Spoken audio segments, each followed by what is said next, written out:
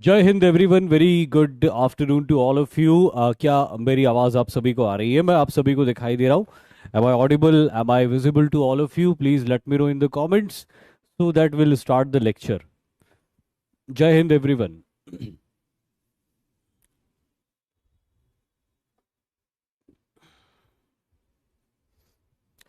जय हिंद, वंदे मातरम टू एवरीवन। चलिए आज के लेक्चर की तरफ आगे बढ़ते हैं। और आज हम वैदिक सिविलाइजेशन के बारे में बात करेंगे। वैसे तो ये कहने के लिए पार्ट 2 है, बट लास्ट लेक्चर में हम वैदिक सिविलाइजेशन का इंट्रोडक्शन भी नहीं कर पाए थे। तो पहले आज इंट्रोडक्शन करेंगे वैदिक सिविलाइजेशन का। उसके बाद में वैदिक सिविलाइजेशन के दूसरे इंपॉर्टेंट डिटेल्स के बारे में डिस्कस करेंगे। कोशिश करेंगे कि 1.5 घंटे में पूरा हो जाए, बट अगर नहीं भी होता है तो अगले लेक्चर में इसको कंटिन्यू करके अगले टॉपिक की तरफ आगे बढ़ेंगे। चलिए। तेजपाल पूछ रहे राहुल सर को क्या हुआ। तो आप सभी लोग जानना चाह रहे, अमन पाल भी पूछ रहे हैं। नमस्ते।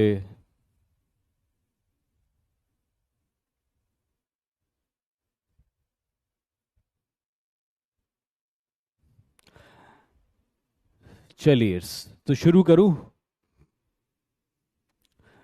चलो, आप राहुल सर के बारे में पूछ रहे हो तो मैं बता देता हूँ राहुल सर के साथ क्या हुआ है। एक स्लाइड ऐड कर देता हूँ उसके लिए। स्लाइड ऐड करके कलर भी चेंज कर देता हूँ, समझा देता हूँ क्या हुआ, है ना। तो हुआ ये कि कल संडे का दिन था। राहुल सर घूमने जा रहे थे उनके कुछ दोस्तों के साथ में। तो राहुल सर अपनी मोटरसाइकिल के ऊपर थे, जो काले रंग की रॉयल एनफील्ड स्टैंडर्ड मोटरसाइकिल है। अच्छी बड़ी सी हैवी सी मोटरसाइकिल है, उसके ऊपर वो बैठ के जा रहे थे। उनका एक दोस्त था जो मोटरसाइकिल चला रहा था, और पीछे राहुल सर बैठे हुए थे। अब उनको जाना था इस पोजीशन पे। ये वो लोकेशन थी। इस लोकेशन को तिनछा बोलते, हमारे इंदौर के पास में एक जगह है तिनछा फॉल। तो इस लोकेशन को तिनछा फॉल कहा जाता है। और एक ऐसी रोड है, जो रोड यूं जाती है, थोड़ी पास से जाती है, ऐसी सीधी जाती है। और एक रास्ता तो फॉल की तरफ चला जाता है और बाकी रोड आगे भी चली जाती है। तो कुछ ऐसा लोकेशन था। अब होता यह है कि राहुल सर की मोटरसाइकिल यहाँ से मूव करते करते करते करते जा रही थी। उनका दोस्त चला रहा था मोटरसाइकिल। और जब वो यहाँ पहुंचे, अब दोस्त को पता नहीं था कि तिनचा फॉल का रास्ता कहाँ से। तो वो थोड़ी स्पीड में था। कायदे से होना ये चाहिए कि जब आप लोकेशन पे आते हो तो आपकी गाड़ी थोड़ी स्लो हो जानी चाहिए अगर आपको इधर मुड़ना है। लेकिन उनके दोस्त को आइडिया नहीं था कि तिनचा फॉल के लिए इधर से मुड़ना है। राहुल सर को लगा कि दोस्त को आइडिया था कि कहाँ मुड़ना है। लेकिन जब तिनचा फॉल की रोड एकदम क्लोज आ गई और राहुल सर ने ऑब्जर्व किया कि दोस्त गाड़ी को स्लो नहीं कर रहा है, तो उन्होंने अचानक अपने दोस्त को कहा कि अरे अरे रुको रुको, यहीं से मुड़ना है। तो उन्होंने अचानक गाड़ी यहाँ से रोकी। और पीछे से यहाँ से एक गाड़ी आ रही थी, एक और मोटरसाइकिल आ रही थी, होंडा शाइन। तो वो होंडा शाइन मोटरसाइकिल के ऊपर दो लड़के बैठे हुए थे। 16-17 साल के लड़के होंगे या 18 साल के होंगे मैक्सिमम। बड़ी तेजी से आ रहे थे। अब स्पीड कितनी थी ये तो पता नहीं, लेकिन कम से कम 60 to 90 के बीच की स्पीड में वो आ रहे थे।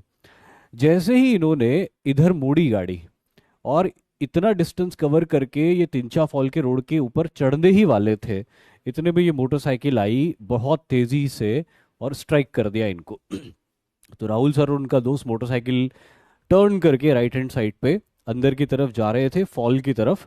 और बिल्कुल उनके दाएं से, उनके राइट से एक मोटरसाइकिल आके उनको स्ट्राइक कर देती।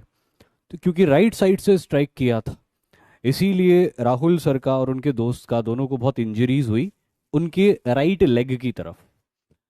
तो ये बेसिकली ऐसा एक्सीडेंट हुआ उनका। और उसके बाद जब हॉस्पिटल उनको लेके आ रहे थे तब मुझे पता चला, मुझे फ़ोन आया कि ऐसा ऐसा हो गया। उनके साथ कुछ और दोस्त थे जो पीछे चल रहे थे, वो भी मेरे स्टूडेंट्स ही थे। तो उन्होंने मुझे फ़ोन किया कि सर वो समझ में नहीं आ रहा है कुछ क्या हो गया। तो मैंने बोला कि आप हॉस्पिटल लेके आओ, मैं बस पहुंच ही रहा हूँ। तो जब मैं पहुंचा वहाँ पे और एक्सरे वगैरह करवाया हमने, तो पता चला कि राहुल सर की जो फिबुला बोन होती है, अब आप इंटरनेट पे सर्च करना फिबुला बोन क्या होती। ये जो हमारी लिम्ब होती है, हमारा जो पैर होता है, उसके अंदर दो बोन्स होती है। एक तो बड़ी बोन होती है जो हमारे पूरे वेट को कैरी करती है, और एक उससे जुड़ी हुई एक पतली बोन भी होती है, उसको फिबुला बोलते हैं। वो फिबुला बोन में उनके अच्छा खासा फ्रैक्चर आ गया। वो टूट गई, एकदम टूट के ऐसी भी नहीं हुई, लेकिन हाँ पूरी ऐसी यूं हो गई। वो बोन सीधी रहती है ना, तो सीधी की जगह ऐसी टिल्ट हो गई, वो टूट गई, प्रॉपरली टूट गई। एक्सरे में मैंने देखा था। तो अभी कल तो मैं था वहाँ पे। कल तो डॉक्टर ने सिर्फ बैंडेज करके कहा कि अब आराम करो, सुबह सर्जरी करेंगे। और फिर सुबह मैं जा नहीं पाया क्योंकि मेरी खुद की भी तबीयत बहुत ख़राब है। तो कल का दिन तो मैं पूरा वहाँ रह लिया, लेकिन आज सुबह मेरी भी कंडीशन नहीं थी, तो मैंने फ़ोन पे बात कर ली। डॉक्टर ने उनको ऑपरेट किया है या प्लास्टर चढ़ाया अभी, अब मैं जाके देखूंगा। तो ये हुआ है, जो आपने पूछा था उसका जवाब है कि ये हुआ है। अब कितने दिनों तक ठीक, कितने दिन में ठीक होगी, अब अभिराज भी बोल रहा है, मेरे को भी ऐसे ही लग रहा है कि शायद 1 महीना तो लगेगा ही लगेगा। अप्रोक्सीमेटली 1 महीना लगेगा ठीक होने में। अखिल सर को क्या हुआ ये मुझे नहीं पता, ये तो आपसे पता चल रहा है कि अखिल सर को भी कुछ हुआ है। गॉड, मैं उनसे लेक्चर के बाद फ़ोन लगा के पूछूंगा। राहुल सर बढ़िया है संजना, टेंशन की कोई बात नहीं है, अच्छे हैं वो। कल मैं उनके साथ ही था पूरे टाइम पे। तो बस अब टांग में लगी है तो देखो, वो तो दर्द तो होगा, कुछ दिन तक उसको सहना पड़ेगा, प्लास्टर भी चढ़ेगा, वो भी सहन करना पड़ेगा। लेकिन अदरवाइज जैसे हम बोलते हैं ना, डेंजर की कोई बात ऐसा कुछ भी नहीं है। फ्रैक्चर है, हो जाएगा ठीक, अप्रोक्सीमेटली 1 महीना लगेगा ही लगेगा। चलिए, तो ठीक है, आज के लेक्चर की अब हम शुरुआत करते हैं। सबसे पहले बात करते हैं व्हाट इज वैदिक सिविलाइजेशन। वैदिक सभ्यता क्या होती है। लास्ट डे हमने इंडस वैली सिविलाइजेशन की बात करी थी ना, तो अब उससे आगे वैदिक सिविलाइजेशन के बारे में बात करेंगे। तो वैदिक सिविलाइजेशन के बारे में सबसे पहले जो डेफिनेशन मैं बताता हूं वो ये कि the civilisation which developed on the basis of Vedic knowledge is Vedic civilisation. जो जो सभ्यता, अब वो कमेंट में एक लड़का पूछ रहा है कि 2 लड़कों का क्या हुआ। भाई उनको भी बहुत, उनमें से एक लड़के को तो बहुत कम लगी, उसको सिर्फ होठ पे कुछ लगी। और एक लड़का जो टकराया था, he was unconscious on the spot, उसको होश ही नहीं आया था। बाद में उसको गाड़ी पे बिठा के उसके दोस्त जो थे वो ले गए डॉक्टर के पास या हॉस्पिटल के पास। अब हमारे पास भी मतलब उनके साथ दोस्त थे, उनके पास में भी उनका कोई कांटेक्ट नहीं था। हाँ, उनकी गाड़ी का नंबर हमने नोट कर लिया था। तो शाम को पुलिस में हमने रिपोर्ट कर दी थी कि ऐसा ऐसा एक्सीडेंट हुआ है, और ये गाड़ी का नंबर था जिससे ये एक्सीडेंट हुआ है। तो अब तक तो कुछ ऐसा पता नहीं चला है कि कुछ सीरियस हुआ उन लड़कों के साथ। मे बी एक के साथ तो बिल्कुल भी नहीं हुआ था, उसको सिर्फ होठ पे लगी थी थोड़ी सी, एंड इमीडिएटली आफ्टर एक्सीडेंट वो खड़ा भी हो गया था। दूसरा लड़का बेहोश था, बट मे बी शायद से वो ड्रंक थे, ऐसा जो हमारे दूसरे स्टूडेंट्स थे राहुल सर के बैच के, वो बता रहे थे कि सर शायद ये लोग ड्रंक भी थे, तो शायद वो जो चला रहा था वो इतने नशे में था कि गिरने के बाद वो बेहोश हो गया। तो होपफुली कुछ भी नहीं हुआ है उनको दोनों को। चलिए, तो वैदिक सिविलाइजेशन क्या है। The civilisation which developed on the basis of Vedic knowledge is Vedic civilisation. अब वैदिक सिविलाइजेशन बताने से पहले, पता नहीं मैंने लास्ट टाइम ये डिस्कस किया था या नहीं किया था, सिविलाइजेशन क्या होता है। एक बार मैं एक सवाल आपसे पूछ लेता हूँ, उसके बाद आगे बढ़ते हैं अपन। सिविलाइजेशन, जिसको हिंदी में सभ्यता बोलते हैं, वो क्या होता है, एक बार लिख के बताइए।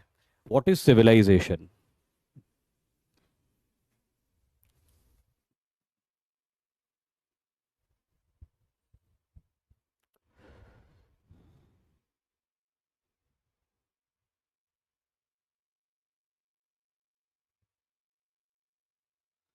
कल्पना, सभ्यता बिल्कुल सही। Shivam, very good answer Shivam. Code of conduct.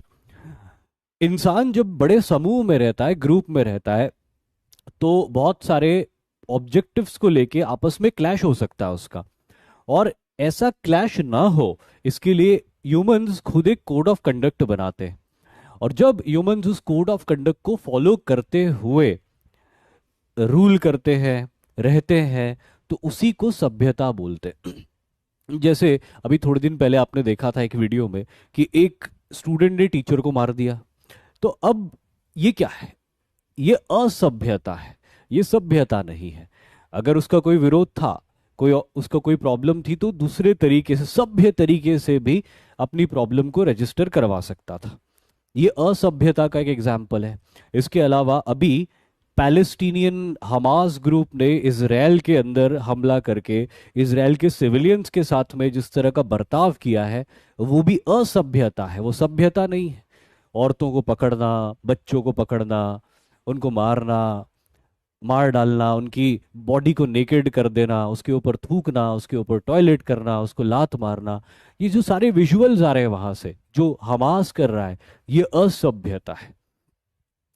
तो ये होती सभ्यता और असभ्यता के बीच में फर्क। सभ्यता ये कहती है, जेनेवा कन्वेंशन 1864, 1864 में सारी बड़ी दुनिया की पावर्स ने आपस में एक कन्वेंशन साइन किया था जिसको जेनेवा कन्वेंशन बोलते थे। जेनेवा कन्वेंशन ये कहता था कि अगर हम आपस में युद्ध करते, सपोज अगर हम दो देशों की आपस में हमारी लड़ाई हो जाती, तो हम एक दूसरे के फौजियों के ऊपर या फौजी ठिकानों के ऊपर हमला करेंगे। हम एक दूसरे फौजियों के ऊपर या फौजी ठिकानों के ऊपर हमला करेंगे, लेकिन एक दूसरे के सिविलियंस को नुकसान नहीं पहुंचाएंगे, एक दूसरे के औरतों को या बच्चों को नुकसान नहीं पहुंचाएंगे। ये सभ्यता है। लेकिन इस सभ्यता का, इस जेनेवा कन्वेंशन का कंप्लीटली वायलेशन किया हमास ने। ये असभ्यता है। तो इस सभ्यता असभ्यता के बीच में ये फर्क है। कोई भी दो देशों के बीच में लड़ाई हो सकती, लेकिन कोई एक देश जो अभी दूसरे देश के ऊपर हावी हो गया है, वो जीतने के बाद में हारे हुओं के साथ कैसा बर्ताव करता है, ये उसकी सभ्यता को दर्शाता है। तो ये सभ्यता असभ्यता का फर्क है।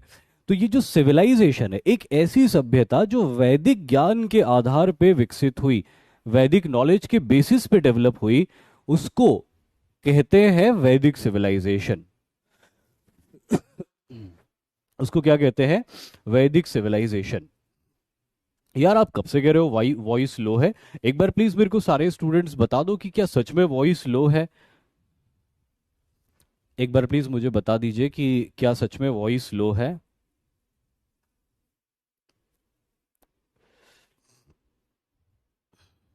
हर्षवर्धन द्विवेदी बोल रहे कि Israel is strong, why can't they fight back.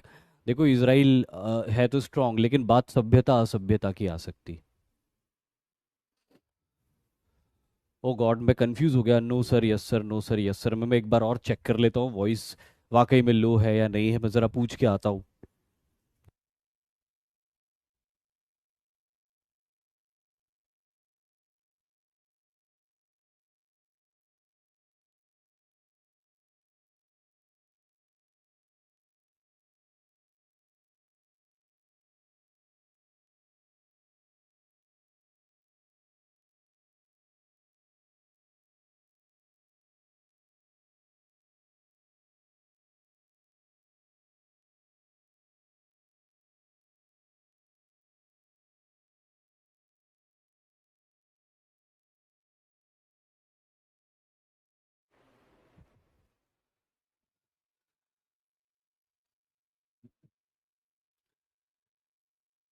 Internal setting करके एक ट्राई और कर रहे हैं ताकि मैक्सिमम फ्रीक्वेंसी पे सेट कर दे माइक को, ताकि अगर किसी को भी वॉइस लो आ रही हो तो ना आए।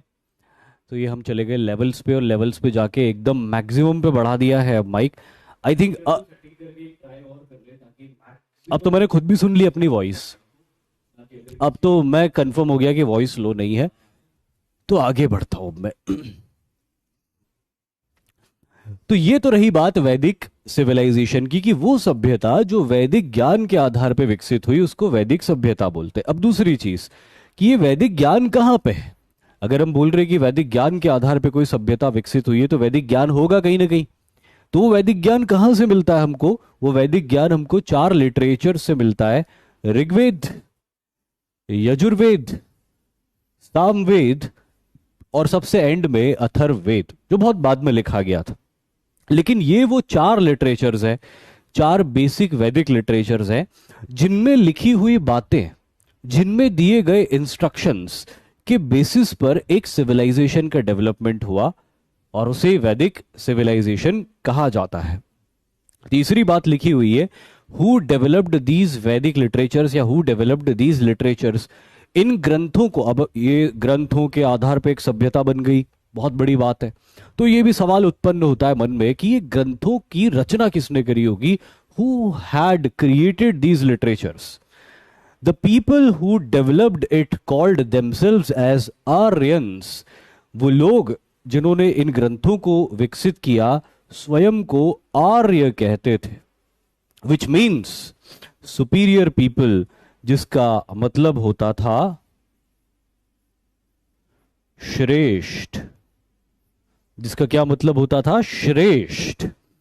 तो कुछ लोग थे जो लोग खुद को आर्य कहते थे, उन्होंने इन ग्रंथों की रचना करी। इन्हीं ग्रंथों में जो ज्ञान था, उस ज्ञान के आधार पर एक लाइफ स्टाइल डेवलप हुआ, एक वे ऑफ लाइफ डेवलप हुआ, और वही वे ऑफ लाइफ वैदिक सिविलाइजेशन के नाम से जाना जाता है। अब आर्यन कौन थे, अर्पित शाक्य पूछ रहे हैं। अगले उसी टॉपिक पे हम आते हैं कि आर्य या आर्यन, इसका मतलब क्या होता है। तो आपको पता चल गया कि आर्य का मतलब श्रेष्ठ होता है, सुपीरियर होता है। लेकिन ये आर्य कौन थे, इसको लेके क्या क्या थ्योरी है, चलो उसके बारे में भी बात कर लेते हैं। तो एक थ्योरी है भारत में जिसको आर्यन माइग्रेशन थ्योरी के नाम से कहा जाता है। नितेश सिंह बोल रहे कि सर कैसे पता है कि वेद आर्यन ने लिखा, क्योंकि आर्य बार बार अपना जिक्र कर रहे हैं। जो देखो, वेदों की रचना किसने करी, एक और स्लाइड ऐड करके मैं बता देता हूं आपको। वेदास, सबसे एक और इंपॉर्टेंट चीज है, आपने क्वेश्चन पूछा है तो मैं आपको बता देता हूं कि Vedas, they are the divine knowledge. Veda क्या है, वेद डिवाइन नॉलेज है। डिवाइन नॉलेज का मतलब क्या होता है, दैवीय ज्ञान। दैवीय ज्ञान कैसा होता है, डिवाइन नॉलेज कैसा होता है, जो देवताओं ने इंपार्ट किया, जो नॉलेज देवताओं ने इंपार्ट किया वो डिवाइन नॉलेज होता है। अब देवताओं ने डिवाइन नॉलेज किसको दिया, देवताओं ने डिवाइन नॉलेज ऋषि मुनियों को दिया। This knowledge was transferred from deities to the sages. This knowledge was transferred from the deities, deities मतलब देवता, और sages, sages मतलब ऋषि मुनि। तो जो बड़े बड़े ऋषि मुनि होते थे, जो जंगलों में रह के तपस्या करते थे, मेडिटेशन करते थे, उन देवताओं को दैवीय अनुभव हुआ, और देवताओं का उनके साथ जब कांटेक्ट हुआ तो उन देवताओं ने इन ऋषि मुनियों को ये डिवाइन नॉलेज दिया, ये देवताओं का ज्ञान दिया। Letter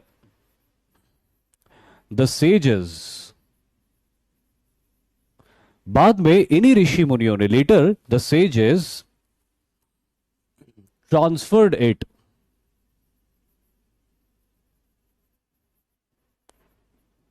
to the common people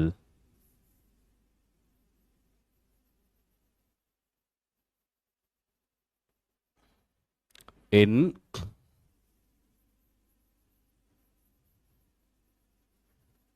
the form of Vedas। बाद में ऋषि मुनियों ने यही ज्ञान कॉमन लोगों को दिया जो उनको देवताओं से मिला था, और जिस फॉर्म में उन्होंने कॉमन लोगों को ये ज्ञान दिया उसी को वेद कहा गया। इसीलिए वेदों के बारे में एक बात कही जाती जो आप याद रख लीजिएगा। वेदों के बारे में ये कहा जाता है कि वेद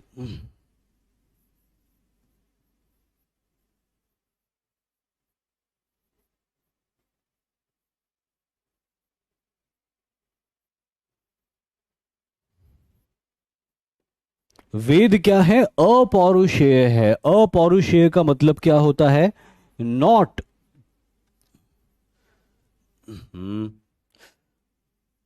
not created by humans. Veda अपौरुषेय है, मतलब पुरुषों के द्वारा क्रिएटेड नॉलेज नहीं है। तो फिर किसके द्वारा क्रिएटेड है, डिवाइन नॉलेज है वेद, दैवीय ज्ञान है वेद। देवताओं ने सेजस को दिया, सेजस ने कॉमन लोगों को दिया, इसीलिए वेदों को क्या कहते हैं, अपौरुषेय है। They are not created by the humans. तो ये जो ज्ञान हमको वेदों में लिखा हुआ मिलता है, ये बार बार एक बात हमको लिखी हुई मिलती वेदों में कि वेद के अंदर दिया गया ज्ञान देवताओं का ज्ञान है, और देवताओं ने ज्ञान आर्यों को दिया जो श्रेष्ठ थे, जो जंगलों में तप करते थे, जो ऋषि मुनि थे। तो वो लोग खुद को आर्य कहते थे। तो ऐसे हमको पता चला कि वेदों का क्रिएशन देवताओं के माध्यम से आर्यों ने किया था।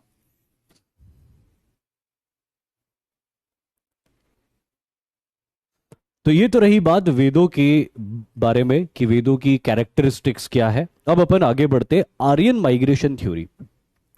अब एक सवाल आता है जिसका सही मायने में आज तक एप्रोप्रिएटली कोई आंसर हमको मिल नहीं पाया है, और जो टेक्स्ट बुक्स के अंदर लिखा हुआ है मैं आपको वही बता रहा हूं। मैं जो आपको बता रहा हूं आने वाली एक दो स्लाइड्स में, ये जरूरी नहीं कि सही हो, ये जरूरी भी नहीं कि मैं वो मानता हूं, लेकिन ये मैटर नहीं करता है कि मैं क्या मानता हूं।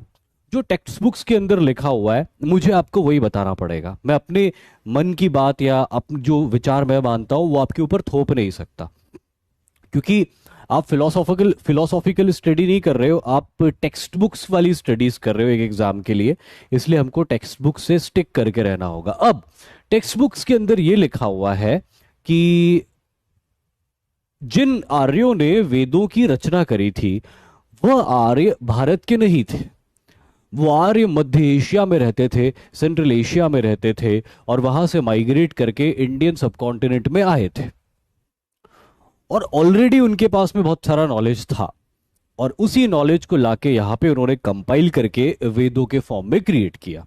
ये एक थ्योरी है जिसको आर्यन माइग्रेशन थ्योरी से भी जोड़ा जाता है। आर्य कौन होते थे और उन्होंने क्यों माइग्रेशन किया उसके बारे में भी बात कर लेते। पहले मैं देख लेता हूं यहां लिखा क्या है। चलिए, यहां पे ये लिखा है, this theory is mostly supported by western thinkers like Max Muller and Mortimer Wheeler, जो कि एक जर्मन था मैक्स म्यूलर और एक अंग्रेज था Mortimer Wheeler. According to this theory, warlike pastoral people, warlike pastoral people मतलब क्या होता है? वॉर लाइक मतलब युद्ध, लड़ाकू लोग। पेस्टरल का मतलब होता है जानवर पालने वाले। तो कुछ जानवर पालने वाले लड़ाकू किस्म के लोग थे जिनकी स्किन फेरर थी और जिनके फेशियल फीचर्स शार्प थे, तीखे नैन नक्श थे और फेरर स्किन थी उनकी। वो सेंट्रल एशिया से माइग्रेट करते, या दूसरे वर्ड्स में बोले तो इन्वेड करते, यानी कि हमला करते। कहां पे?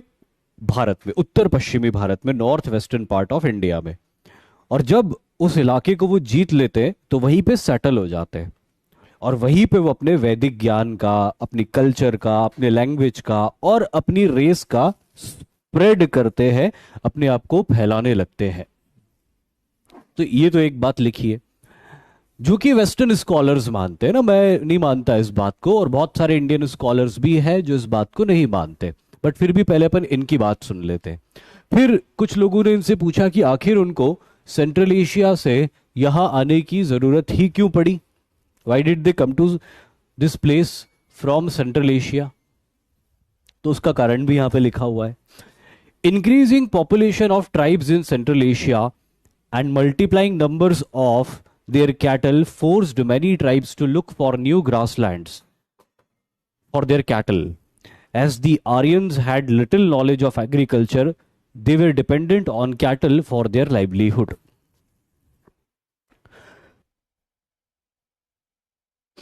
तो इसमें यह लिखा हुआ है, जो मैं आगे आपको कुछ फोटोग्राफ से भी समझाऊंगा, कि जो लोग रहते थे सेंट्रल एशिया में, ये पूरी तरह अपने जानवरों के ऊपर निर्भर होते थे। इनको अपने जानवरों के लिए अच्छे घास के मैदान चाहिए होते थे, और ये अच्छे घास के मैदान थे तो सही बहुत सारे, लेकिन धीरे धीरे इन आर्यों की या उनके कबीलों की संख्या बढ़ती जा रही थी, उनके जानवरों की संख्या भी बढ़ती जा रही थी। तो सेंट्रल एशिया में जो घास के मैदान थे वो उनको कम पड़ रहे थे छोटे पड़ रहे थे, जिसकी वजह से उनके कई कबीले दूसरे इलाकों में जाते हैं ढूंढने के लिए कि हमको कहीं अच्छे घास के मैदान मिल जाए जहां पे हम परमानेंटली सेटल हो सके। और इसी प्रोसेस में बहुत सारे कबीलों ने सेंट्रल एशिया से माइग्रेट करके अलग अलग दिशाओं में जाना शुरू किया। तो उनमें से एक ग्रुप था जो भारत की तरफ आया। अब आप यहाँ पे दो फोटोग्राफ्स देखोगे। जी हाँ, ये रहे फोटोग्राफ्स। फोटोग्राफ नंबर 1 आर्यों के माइग्रेशन के रूट को बता रहा है according to the western scholars, और फोटोग्राफ नंबर 2 सेंट्रल एशिया की टोपोग्राफी को बता रहा है, किस तरह से मध्य एशिया के अंदर इलाके हुआ करते थे। देखो ये मध्य एशिया के अंदर एक फोटोग्राफ दिखाई दे रहा है, हालांकि ये आर्यों के जमाने का फोटोग्राफ नहीं है, बट काफी कुछ आर्यों के सेटलमेंट ऐसे ही हुआ करते रहे होंगे सेंट्रल एशिया में। घास के मैदान, पाले हुए जानवर और लगाए हुए कुछ तंबू। अगर यहाँ पे ये मैटाडोर नहीं खड़ी हुई होती, ये बड़ा सा व्हीकल नहीं खड़ा हुआ होता, तो मैं झूठ बोल देता आपको कि ये सच में सेंट्रल एशिया के आर्यों के जमाने का ही फोटो है, और आप मानते भी नहीं। बट फिर भी यहाँ पे गाड़ी खड़ी है तो मैं झूठ बोल भी नहीं सकता। लेकिन कुछ इसी तरह से टेम्परेरी तंबू बना के, लकड़ी के या कपड़ों के घर बना के आर्य मध्य एशिया में कबीलों में रहा करते थे, और उनके जानवर आसपास के घास के मैदानों में चरते थे। पेट वेट भर जाता था, इन्हीं जानवरों से दूध निकाला जाता था, इन्हीं जानवरों के मीट का कंजम्पशन किया जाता था। बहुत थोड़ा बहुत एग्रीकल्चर ये लोग प्रैक्टिस कर लेते थे, क्योंकि सेंट्रल एशिया की जियोग्राफी कुछ ऐसी है कि वहां पे घने जंगल नहीं उग पाते, वहां पे बहुत अच्छी खेती नहीं हो पाती, लेकिन एकदम रेगिस्तान भी नहीं है वो इलाका, तो थोड़ी बहुत घास उग जाती है, हल्की फुल्की खेती भी हो जाती। इसीलिए वहां के लोग बहुत कम खेती और बहुत ज्यादा जानवरों को पालते थे। लेकिन जैसे कि मैंने कहा कि सेंट्रल एशिया में ग्रेजुअली इन कबीलों की जनसंख्या, आबादी बढ़ती गई, तो जाहिर सी बात थी कि घास के मैदान कम पड़ेंगे और इन कबीलों की आपस में भिड़ंत भी होगी, लड़ाइयां भी होगी। कुछ कबीले नई घास के मैदानों की तलाश में आगे निकल जाएंगे, कुछ कबीले जैसे तैसे अपना एग्जिस्टेंस यहां पे बना के रखेंगे। मंजीत रावत बोल रहे, but sir why India has to accept this theory like this. इसका जवाब मैं देता हूं आपको। चलिए, अब ये क्या हुआ कि भाई कुछ कबीले माइग्रेट करके अफगानिस्तान, ईरान के इलाकों से होते हुए भारत की तरफ आते हैं, और भारत में उनको घने जंगल, बड़ी बड़ी घास, मानसून वाला क्लाइमेट, बड़ी बड़ी नदियां वो मिल जाती। भारत एक ऐसी जगह था, उत्तर पश्चिमी भारत, जो इन कबीलों के लिए बहुत आदर्श था, बहुत आइडियल था सेटल होने के लिए, तो वो यहाँ पे सेटल हो गए। तो ये थ्योरी है मॉर्टिमर व्हीलर की और मैक्स म्यूलर की कि भाई सेंट्रल एशिया से मस शार्प फीचर्स वाले लोग, मस्कुलर बिल्टअप वाले लोग और लाइट स्किन वाले लोग माइग्रेट करके आते हैं, क्योंकि वो लड़ाकू भी थे, वो घोड़ों के ऊपर बैठ के लड़ाई करते थे, रथों में बैठ के लड़ाई करते थे, इसलिए इंडस वैली सिविलाइजेशन के लोगों के ऊपर वो हावी हो जाते और उत्तर पश्चिमी इलाके में अपना डेरा जमा लेते, और फिर बाद में यहीं पे अपने वैदिक कल्चर को फैलाना शुरू करते। तो ये एक थ्योरी है जो वेस्टर्न स्कॉलर्स ने दी। अब मैं आपको ये बताता हूं कि इंडियन स्कॉलर्स क्या मानते हैं। खास लूं, एक मिनट।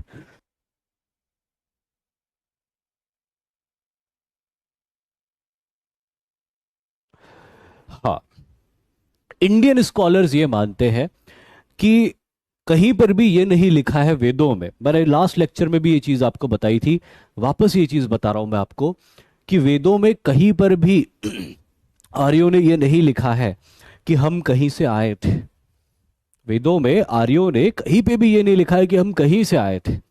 तो कई इंडियन स्कॉलर्स बोलते हैं कि जब हमारे पूर्वज ये कह ही नहीं रहे कि हम कहीं बाहर से आए थे, तो ये विदेशी लोग क्यों मान रहे हैं कि हम बाहर से आए थे?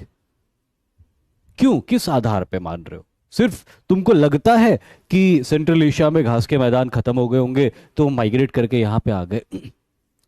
ऋग्वेद, यजुर्वेद, सामवेद, अथर्ववेद, संहिता, उपनिषद, वेदा, इतने सारे वैदिक लिटरेचर से कहीं तो लिखते कि भैया हम मुंजवंत के पार से आए हैं, या हिमवंत के पार से आए हैं, या फिर हम फारस से आए हैं, या हम आर्यन आर्याक से आए हैं, यानी कि ईरान इराक से आए हैं। कहीं तो लिखते, कहीं पे भी नहीं लिखा हुआ है। लेकिन कुछ, अब क्योंकि जब बात चलती तो दोनों तरफ से पॉइंट्स आते, तो जब उन्होंने पॉइंट रखा वेस्टर्न स्कॉलर्स ने, तो हमने पॉइंट दिया कि भाई वेदों में तो कोई लिखा ही नहीं कि हम बाहर से आए थे। तो वेस्टर्न स्कॉलर्स एक पॉइंट और देते। वेस्टर्न स्कॉलर्स एक इंस्क्रिप्शन के बारे में बताते जिसको बोलते बोगोस कोई इंस्क्रिप्शन, जो एशिया माइनर में मिली है।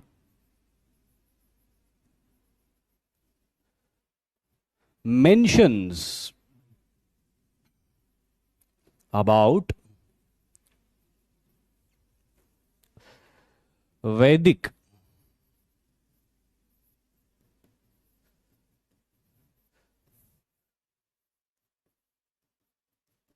deities, मेंशंस अबाउट वैदिक डीटीज, वैदिक देवताओं का जिक्र करती है ये इंस्क्रिप्शन।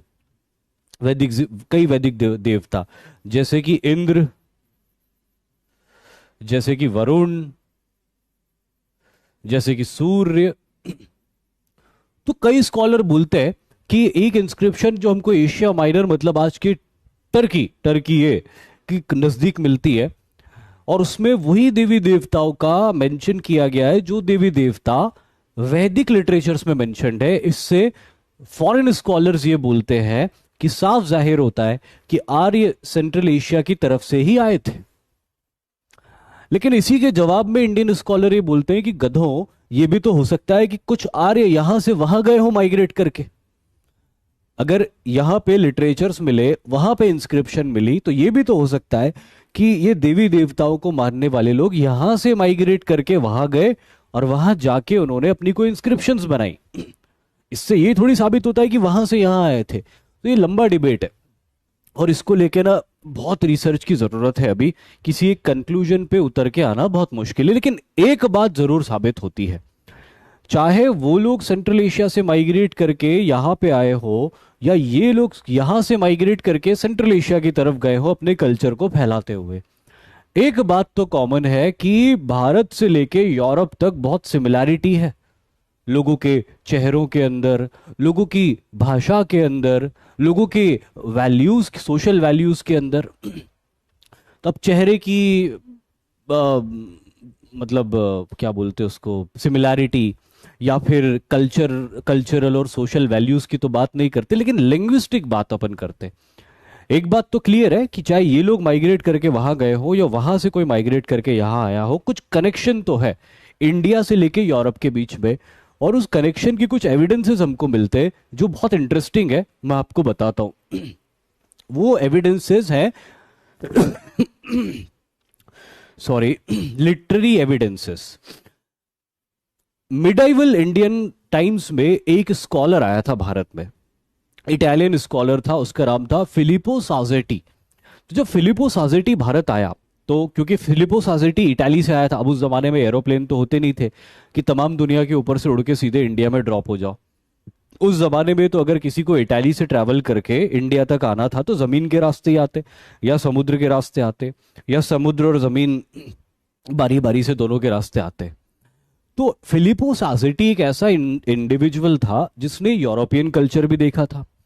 इंडिया तक आने के प्रोसेस में उसने वेस्ट एशिया का कल्चर भी देखा था, मिडिल ईस्ट का कल्चर भी देखा था, सेंट्रल एशिया का कल्चर भी देखा था, और भारत में तो वो बहुत लंबे समय तक रहा। तो उसने एक सिमिलैरिटी फाइंड करी। उसने बोला कि भारत की लैंग्वेज और यूरोप की लैंग्वेज और उन दोनों के बीच में मिलने वाले बहुत सारे कंट्रीज की लैंग्वेज में बहुत ज्यादा सिमिलैरिटी है। बहुत सारे ऐसे वर्ड्स हैं जिनका प्रोनाउंसिएशन भी ऐसा ही होता है और उनका मीनिंग भी एक जैसा ही होता है, जिसको होमोफोन्स और होमोनिम्स बोलते हैं अंग्रेजी में। जैसे यहां पे कुछ एग्जाम्पल्स हैं।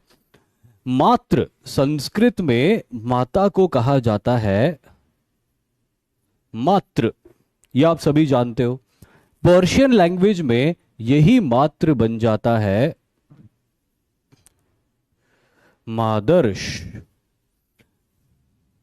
यही मात्र बन जाता है मादर्श, और यही मादर्श अंग्रेजी में बन जाता है मदर। है similarity, sounds also similar and meaning is also similar. दूसरा वर्ड, संस्कृत में भ्राता, भ्राता मतलब भाई, यही भ्राता अफगानिस्तान और ईरान की तरफ जाके बिराता बन जाता है, बिराता, या फिर आजकल उसको बिरादर भी बोलते हैं। आपने सुना होगा कई फिल्मों में या सीरियल्स में या किसी किताब में पढ़ा होगा, बिरादरी, बिरादर। ये बिरादर, बिरादरी एक्चुअली ईरान और अफगानिस्तान का वर्ड है, लेकिन ये बिरादर संस्कृत के भ्राता से ही निकला है। और इसी बिरादर से अंग्रेजी का ब्रदर निकला है, यहां पे भी सिमिलैरिटी है। फिर उसके बाद में दुहित्री। दुहित्री, दुहित्री मतलब होता है एक ऐसी लड़की घर की जो गाय का दूध निकालती है या भैंस का दूध निकालती। तो घर की जो यंग लड़की होती थी, मेडन लड़की, अनमैरिड लड़की, जो अपने घर में गाय का दूध निकालती थी, उसको दुहित्री बोलते थे संस्कृत में। यही दुहित्री ईरान में जाके और अफगानिस्तान में जाके दुख्तर हो जाती है। दुहित्री संस्कृत, ईरान में दुख्तर, और यही दुख्तर यूरोप में जाके डॉटर बन जाता है। साउंड भी सिमिलर करता है और मीनिंग भी सेम है। निकले सारे वर्ड संस्कृत से ही है। संस्कृत में देवता को देव बोलते हैं, इटाली में देवता को दियो बोलते हैं। Sound similar, meaning is also similar. Sanskrit में या हिंदी में हम अंदर बोलते हैं, अंदर का मतलब हम सब जानते हैं, इनसाइड। लेकिन अंग्रेजी में एक वर्ड है जो बिल्कुल उससे मैच करता, अंडर, और मतलब भी बिल्कुल सेम होता है। संस्कृत में 8 को अष्ट बोलते और अंग्रेजी में यही अष्ट ऑक्ट हो जाता है। संस्कृत में गाय को गऊ बोलते हैं, गऊ माता हम बोलते हैं ये सब। दुहित्री क्यों बोलते हैं? दुहित्री वो जो गाय का दूध निकालने वाली लड़की होती थी घर में, जनरली लड़कियां गाय का दूध निकालती थी, इसलिए उनको दुहित्री बोलते थे। और लड़का अगर गाय का दूध निकाले तो उसको दुहित्र बोलते थे। संस्कृत में गाय को गऊ बोलते हैं, और यही गऊ यूरोप में जाके ज्यादा नहीं बदला, काऊ हो गया। काऊ और गऊ ये दोनों कितने ज्यादा सिमिलर है मीनिंग में भी और साउंड में भी। हम ये मानते हैं अपनी संस्कृति में कि सबसे प्रथम मनु आए थे, मनु आए थे, मनु से ही पूरी दुनिया है। ये है मनु, और इसी मनु से अंग्रेजी का मैन बना है। नाम, तुम्हारा नाम क्या है बसंती, वो जो मोनोलॉग आपने सुना होगा। तो हिंदी में हम नाम बोलते हैं, संस्कृत में नाम बोलते हैं, यही का यही इंग्लिश में नेम हो जाता है, डिफरेंस नहीं है। दंत, दांत, इसी दंत को अंग्रेजी में डेंटल बोलते हैं। Sound similar, meaning is also same. मध्यम, न उच्च न निम्न, मध्यम, यही मध्यम अंग्रेजी में मीडियम हो जाता है। अर्जुन, वेरी इंटरेस्टिंग, आपने महाभारत के एक योद्धा को देखा होगा जिनका नाम अर्जुन था।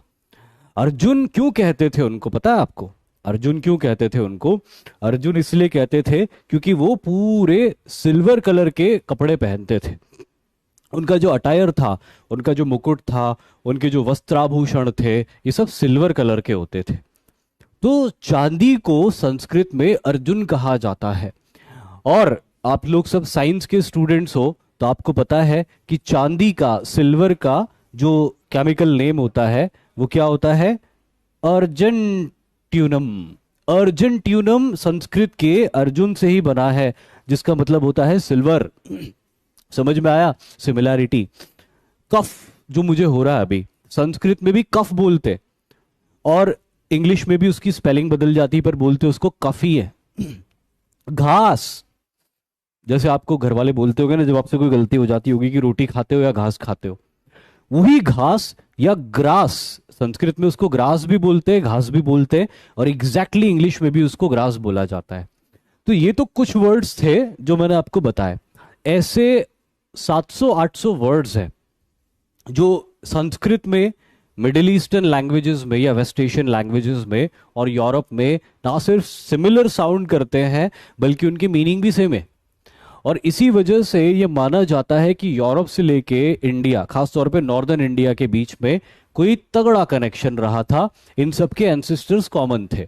अब ये रिसर्च होती रहेगी कि वहां से यहाँ आए थे या यहाँ से वहां गए थे। मुझे तो यही लगता है कि यहाँ से ही वहां गए थे। मैं तो काफी श्योर हूं कि इस दिन रिसर्च होगी तो आपको याद आ जाएगा कि सर ने बोला था यहीं से गए होंगे वहां पे खोज के लिए। पर जो भी हो, गलत भी हो सकते हैं हम, बट ठीक है। मैंने आपको एक बताई कि सिमिलैरिटीज है बहुत सारी, और इसी आधार पे ये तथ्य भी स्थापित होता है। अब आगे बढ़ते हैं अपन और मेजर वैदिक लिटरेचर्स के बारे में बात करते हैं। चलिए ठीक है, वैदिक सभ्यता क्या होती है, वैदिक सभ्यता किन लोगों ने बनाई, वो अपने आप को आर्य क्यों कहते थे, अगर वो भारत से बाहर आए तो क्यों आए, अगर भारत से कहीं और गए तो क्यों गए, और क्या सबूत है कि वो और भारतीयों के बीच में कोई कनेक्शन है, वो सब अपन ने बात कर ली। अब जो उन्होंने लिखा है उसमें क्या लिखा है, जो उन्होंने लिखा है उसमें क्या क्या लिखा है, सब्जेक्ट मैटर क्या है, कि अगर आप ऋग्वेद को पढ़ने बैठो तो आपको क्या क्या इंपॉर्टेंट चीजें पता चलेगी। तो एक एक करके लाइन में पढ़ता जाता हूं और आपको बताता जाता हूं।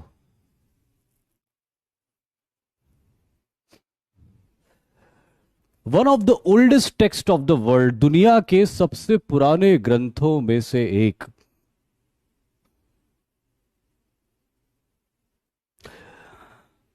is the first Vedic literature that has 1028 hymns। hymns मतलब क्या होता है, सूक्त।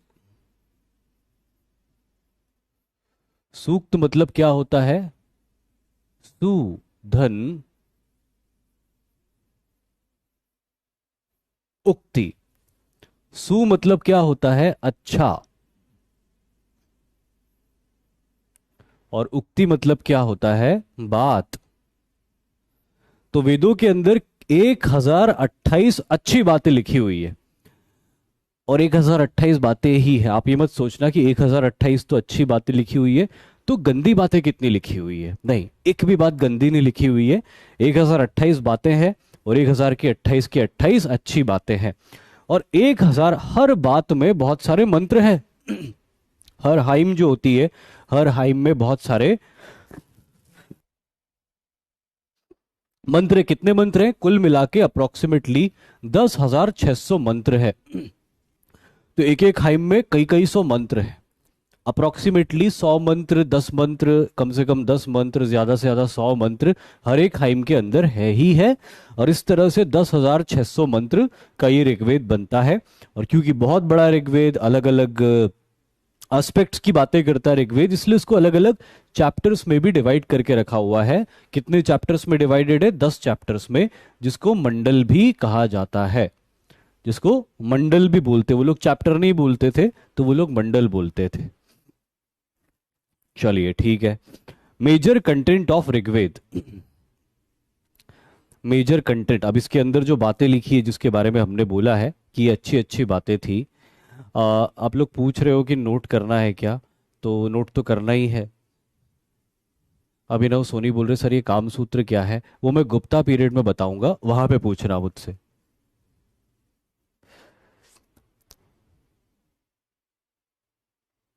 कोई पूछ रहा है कि रियल वाला वेद किधर है। रियल वाले वेद आपको बहुत इजीली मिल जाएंगे, क्योंकि वेद जनरेशन आफ्टर जनरेशन ट्रांसफर होता रहा था। तो चलिए, वेदों का प्राइमरी सब्जेक्ट मैटर क्या है। पर्टिकुलरली अगर ऋग्वेद की हम बात करें तो ऋग्वेद के अंदर अलग अलग देवी देवताओं को ग्लोरीफाई किया गया है। ऋग्वेद में अलग अलग देवी देवताओं को ग्लोरीफाई किया गया है। अच्छा, कई स्टूडेंट्स बोल रहे हैं कि एग्जाम में आएगा क्या, एग्जाम में आएगा क्या। ये देखो अभी बोला पीयूष चौधरी ने, एग्जाम में आएगा क्या। देखो, दो तीन बातें हैं, मैं आपको बता देता हूँ कि हम लोग यूपीएससी की कमेटी में तो नहीं बैठते, राइट। कोई भी टीचर, चाहे मैं हूं या कोई भी हो, यूपीएससी की कमेटी में नहीं बैठते। यूपीएससी क्या पेपर बनाएगा इस बार, ये हमें भी नहीं पता होता। यूपीएससी सिर्फ हमको सिलेबस लिख के देता है। अब वो सिलेबस कैसा लिख के देता है वो आप नोटिफिकेशन में पढ़ लेना, कि broad survey of Indian history, culturally, linguistically, administratively, politically. तो अब अगर broad survey of Indian history हम करते हैं, तो आप मेरे को ये बताओ कि क्या कोई भी टीचर, मैं अकेले की बात नहीं कर रहा हूं, मेरे कोई भी टीचर क्या आपको सिर्फ वही पढ़ा दे कि यार ये वाली स्लाइड जो है ना, इसमें जो लिखा हुआ है ये सब एग्जाम में आएगा, आप ये पढ़ लो, और समझना तो छोड़ दो, समझने वोझने की परेशानी मत करो, कोई भी चीज मत समझो, सिर्फ ये चीज पूछेंगे एग्जाम में, मेरे को पता है, पता नहीं मुझे क्या जादू आता है, तो मैंने बता दिया कि ये चीज पूछेंगे एग्जाम में, और 2 स्लाइड बाद में फिर मैं कुछ बता दूंगा कि ये आएगा, तो बस ये लिख लो, एग्जाम में जाओगे यही क्वेश्चन दिखेंगे, जो दिखा था यहाँ पे वही वही दिखेगा एग्जैक्टली, और तुम लगा दोगे। क्या ऐसा हो सकता है क्या भाई? मैं तो नहीं कर सकता ऐसा, कोई और चमत्कारिक हो तो कर सकता है, लेकिन मैं नहीं कर सकता, कोई भी नॉर्मल इंडिविजुअल नहीं कर सकता।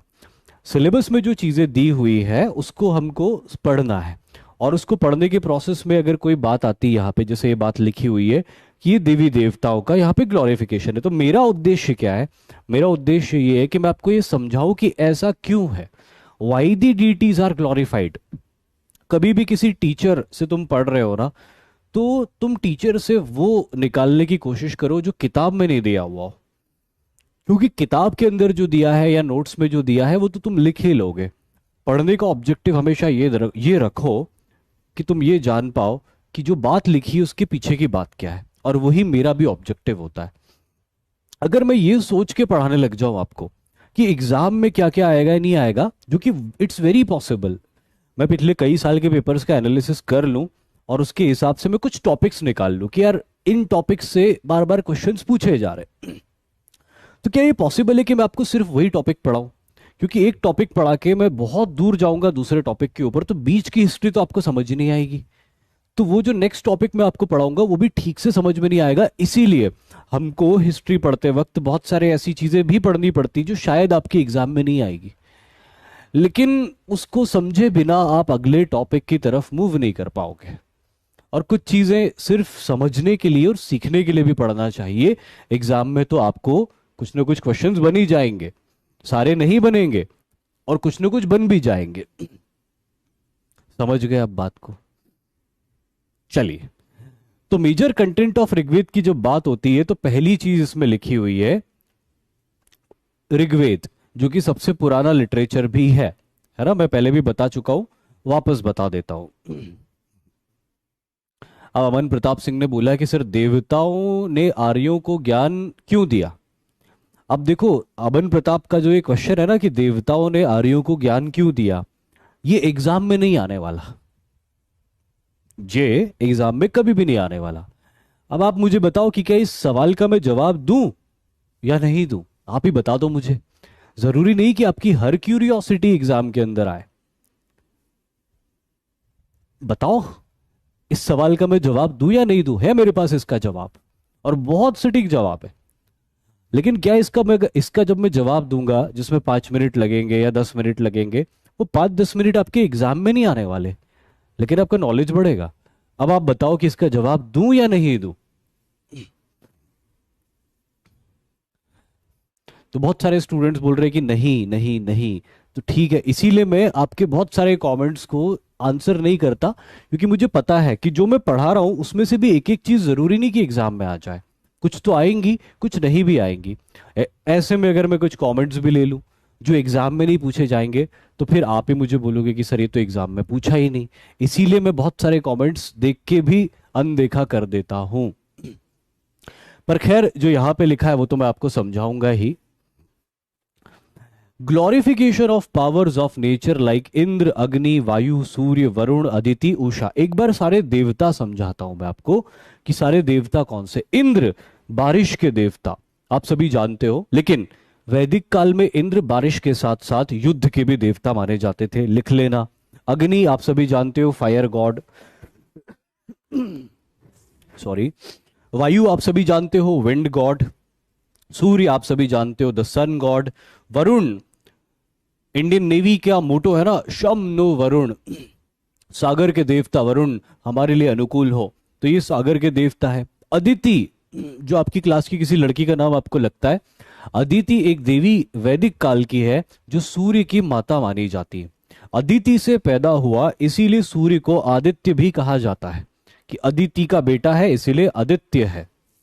और Usha, Usha is the girlfriend of सूर्य। सूर्य देवता का अच्छा भरा पूरा परिवार है यहाँ पे। सूर्य देवता की एक मदर भी है और सूर्य देवता की एक बिलावेड भी है। उषा होता क्या है? आपने देखा होगा, अगर आप सुबह जल्दी उठते हो तो सूर्य निकलता है, और जब सूर्य निकल ही रहा होता है, होराइजन पे आता है, तो एकदम बड़ा डार्क रेडिश होता है उसका रंग, और आसमान में एक लाली छा जाती है। वो जो सुंदर दृश्य होता है, वो जो ब्यूटीफुल साइट होता है, उसी ब्यूटीफुल साइट को देवी उषा से जोड़ा जाता है कि it is the site of Devi Usha, she is the beauty in the sky, जिससे मिलने के लिए सुबह सुबह सूर्य आते हैं, या सूर्य आते हैं तो उषा उनसे मिलने के लिए आती। अब रिलेशनशिप है तो मिलना तो पड़ेगा, तो सूर्य जब आते हैं धरती पे चमकने के लिए, तो क्योंकि बाद में आएंगी उषा तो फिर सूर्य अपना काम ठीक से नहीं कर पाएंगे, तो so that he is not disturbed later on in his job in the process of his entire day, तो सुबह सुबह ही उषा उनसे मिलने आ जाती है कि कैसे हैं आप, सब बढ़िया है, कोई प्रॉब्लम तो नहीं है। और फिर एक बार जब शाम को सूर्य ढलता है तो फिर उषा उनसे मिलने के लिए आती है कि आपका दिन कैसा रहा, आप ज्यादा थके तो नहीं, वगैरह वगैरह। ये मैंने अपने मन से बनाया है, लेकिन उषा वो देवी होती है जो आसमान में छाने वाली लालिमा होती है अर्ली इन द मॉर्निंग के टाइम पे। तो ये तो सारे देवता है नेचर के, इन्हीं को ग्लोरीफाई किया गया ऋग्वेद में। ऐसा क्यों किया गया है, इन देवताओं को ग्लोरीफाई क्यों किया गया है? बहुत सिंपल सा कॉन्सेप्ट है इसका, कि जो वैदिक काल के लोग हुआ करते थे, ये वैदिक काल के जो लोग होते थे ना, ये लोग लिमिटेड रिसोर्सेज में रहते थे। इनके पास आपकी तरह सीमेंट से बने हुए, ईंटों से बने हुए मकान नहीं होते थे। जंगलों के आसपास ये लोग लकड़ी के मकान बना के रहते थे, एंड बिकॉज उनके मकान बहुत ही पेरिशेबल होते थे, that's why these people were largely expose to the powers of mother nature. अगर बारिश बहुत तेज हुई तो इन्हें नुकसान होता था, अगर बहुत तेज हवा चली तो मकान के मकान छत उड़ जाती थी इनकी, अगर अग्नि प्रज्वलित हो गई, अग्नि फैल गई, बस्ती में आग लग गई तो पूरी बस्ती जल के खाक हो जाती थी। लेकिन यही सारी पावर्स अगर अनुकूल रहती थी, अगर फेवरेबल रहती थी तो मदद करती थी। अगर बारिश कंट्रोल में हुई तो घास अच्छी उगती थी, जानवरों को चरने के लिए अच्छा चारा होता था। अगर अग्नि कंट्रोल में हुई तो खाना पका देती थी, जंगली जानवरों को आपसे दूर रखती थी, ठंड में गर्मी देती थी, राइट। अगर वायु अच्छे से चली तो आपको प्लीजेंट फील होता था। तो यही पावर ऑफ नेचर एक रोल बहुत डेंजरस भी प्ले कर रही है आपके लिए, अगर रुष्ट हो जाए तो। लेकिन अगर आपसे खुश हो जाए तो आपके लिए अनुकूल और आपकी जिंदगी को बहुत आसान भी बना रही थी, क्योंकि उस जमाने के लोगों के पास में रिसोर्सेस कम थी, तो वो नेचर की इन पावर्स को एक्सपोज्ड रहते थे। इसीलिए वो लोग नेचर की इन पावर्स को देवी देवता मान के पूजा करते थे। ठीक है, फिर अगला इंपॉर्टेंट टेक अवे ऋग्वेद से है कि जो तीसरा चैप्टर है ऋग्वेद का, उसके अंदर गायत्री मंत्र, जो आप कई लोग स्कूल के अंदर जिनसे चैंट करवाया जाता था गायत्री मंत्र, जिसके बाद ही ये आपकी क्लासेस रिज्यूम होती थी, बहुत सारे स्कूल्स में नहीं भी होता था, लेकिन most of you know what Gayatri मंत्र इज, वो भी ऋग्वेद से आता है। The mention of Saraswati from chapter 7, एक नदी का मेंशन किया गया है, सरस्वती। आर्यों की सबसे पवित्र नदी मानी गई है, ये मैं लिख देता हूं यहां पे, होलीएस्ट रिवर सरस्वती। सरस, स धन रस, ऐसी नदी जो अपने साथ रस रखती। कौन सा रस? गन्ने का रस नहीं, ये रस घास के अंदर मौजूद पानी है। एक ऐसी नदी थी आर्यों की, सरस्वती, जो बहुत गहरी तो नहीं थी, जिसमें वॉल्यूम ऑफ वाटर भी बहुत ज्यादा नहीं था, शायद वो नदी एक्सटिंक्शन की तरफ जा रही थी। लेकिन उस नदी के किनारों पर बहुत अच्छी घास उगती थी, जिन घासों को चरने के बाद आर्यों के जानवर हष्ट पुष्ट हो जाते थे, मोटे ताजे हो जाते थे, और वो जानवर बहुत अच्छा दूध भी देते थे और उनका मीट भी बहुत अच्छा निकलता था। इसीलिए इस नदी को सरस्वती कहा गया, जो over the period of time Bharat के अंदर एक्सटिंक्ट हो गई थी। चौथा पॉइंट है glorification of soma plant in chapter 9। Rigveda के चैप्टर 9 में सोम नाम के पौधे को बहुत ग्लोरीफाई किया गया। उसको क्या कहा गया है? गॉड ऑफ, या ऐसा गॉड ऑफ नहीं लिखता हूं मैं, उसको कहा गया है किंग ऑफ प्लांट्स, पौधों का देवता। क्या कहा गया उसको? किंग ऑफ प्लांट्स, पौधों का देवता। ये जो सोम था ना, ये सोम मिलता था, ये भी मैं लिख देता हूं कहां पे मिलता था, मुंजवंत के पहाड़ों में और हिमवंत के पहाड़ों में। हिमवंत यानी कि हिमालय, मुंजवंत वैदिक काल में आज की हिंदू कुश माउंटेन्स को कहा गया है। जो साउथ ईस्ट अफगानिस्तान के अंदर पाकिस्तान और अफगानिस्तान की बॉर्डर पे माउंटेन रेंजेस है, उनको हिंदू कुश माउंटेन्स कहा गया है।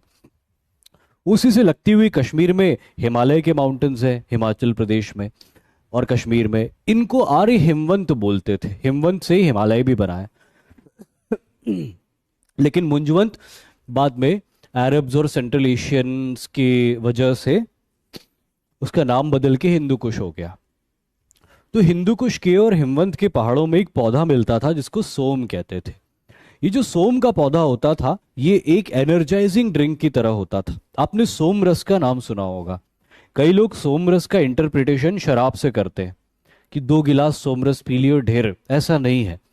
सोम रस इंद्र की, इंद्र कहाँ गए, ये रहे, इंद्र का सबसे प्रिय पेय है, इस सोम के पौधे से बनने वाला रस।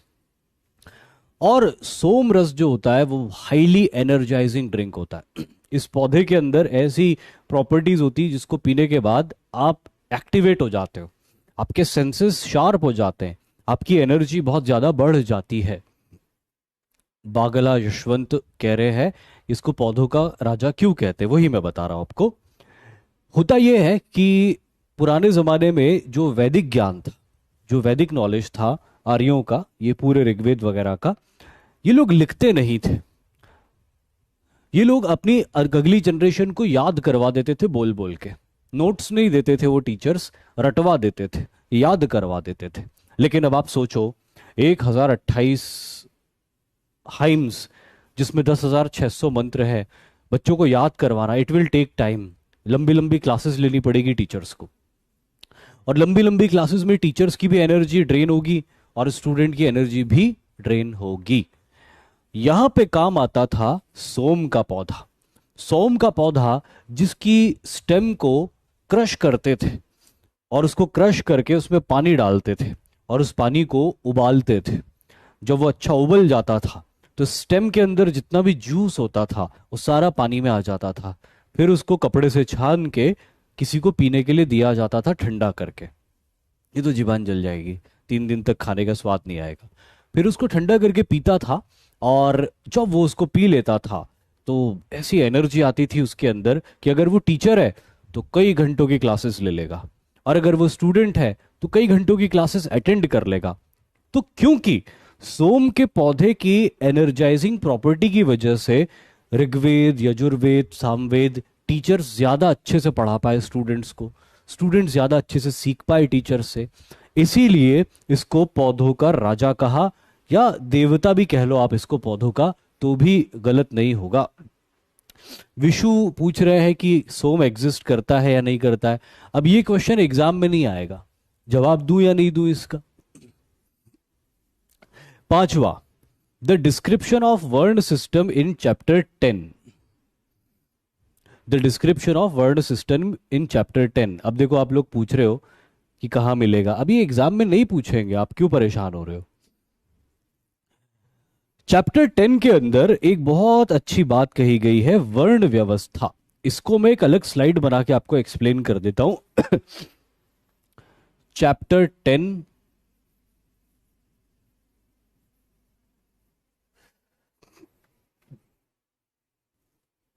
चैप्टर 10 पुरुष सूक्त। पहले एक पुरुष बना देता हूं, कान भी बनाने पड़ेंगे, बाल भी बनाने पड़ेंगे। ठीक है।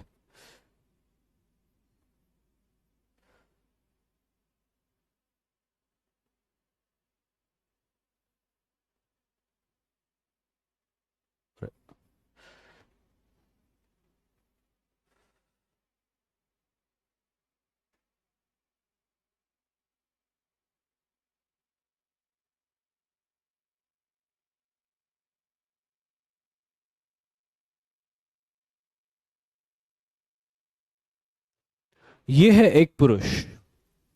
अब इसको पुरुष सूक्त कहा गया है। ऋग्वेद के चैप्टर 10 में जो वर्ण व्यवस्था के ऊपर बात की गई है उसको क्या कहा गया है? पुरुष सूक्त कहा गया है। तो जिस तरह एक पुरुष होता है, उसके दो हाथ, सॉरी, पहले एक सर होता है, हेड होता है, फिर दो हाथ होते हैं, भुजाएं, फिर एक बॉडी होती है उसकी, टॉर्सो, है ना, एक बॉडी होती, और फिर उसके लेग्स होते। उसके लेग्स थोड़े छोटे बन गए, जॉनी ब्रावो जैसा लग रहा है, पर ठीक है, कोई बात नहीं। तो ये लेग्स होते हैं, टॉर्सो होता है, हाथ होते हैं और एक हेड होता है, इससे मिलके बनता है पुरुष। अब अगर इसमें से मैं हेड हटा दूं तो क्या ये जीवित रहेगा? नहीं। अगर मैं इसके हाथ हटा दूं तो ये जीवित तो रहेगा, लेकिन ढंग से जी पाएगा क्या? नहीं। हर कोई ठाकुर तो नहीं होता कि तेरे लिए तो मेरे पैर ही काफी है, ऐसा हर किसी के लिए जरूरी नहीं होता। अगर इनके मैं दोनों हाथ हटा दूं तो ये ढंग से अपनी लाइफ नहीं जी पाएंगे। या फिर मैं अगर इनकी जो टॉर्सो है, इस टॉर्सो को हटा दूं तो पाँव अलग जाएंगे, हाथ अलग जाएंगे, अगेन जिंदा नहीं रह सकते। या फिर मैं इनके लेग्स को छुपा लूं या लेग्स को हटा लूं तो ये क्या अपनी लाइफ को अच्छे से जी सकेंगे? नहीं जी सकेंगे। उसी तरह से ऋग्वेद के अंदर ये कहा गया है कि जिस तरह पुरुष के ये चार अंग उसको जिंदा रखते हैं और उसको आगे बढ़ाते हैं, उसी तरह समाज के, सोसाइटी के भी चार एस्पेक्ट होते जो उसको आगे बढ़ाते हैं। पहला, ब्राह्मण, यानी कि हेड, माथा, खोपड़ी। दूसरा, क्षत्रिय, यानी कि भुजाएं।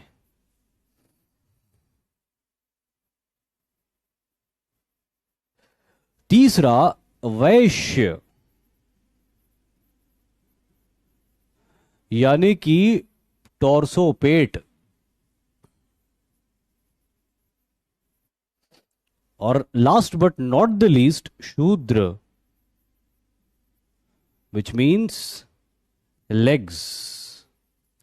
जिस तरह एक इंसान की खोपड़ी, हाथ, धड़ और पांव मिलके उसको चलाते, उसी तरह समाज को ब्राह्मण, क्षत्रिय, वैश्य और शूद्र मिलके चलाएंगे। एक चीज जो बहुत अच्छे से नोट कर लेना आप, जो ऋग्वेद के अंदर मेंशन्ड भी है, this system is not birth based. Rigveda में कहीं पे भी ये नहीं लिखा हुआ कि ये व्यवस्था जन्म के ऊपर आधारित है। जिसकी जैसी कैपेबिलिटी होगी वो जिंदगी में वैसा काम कर लेगा।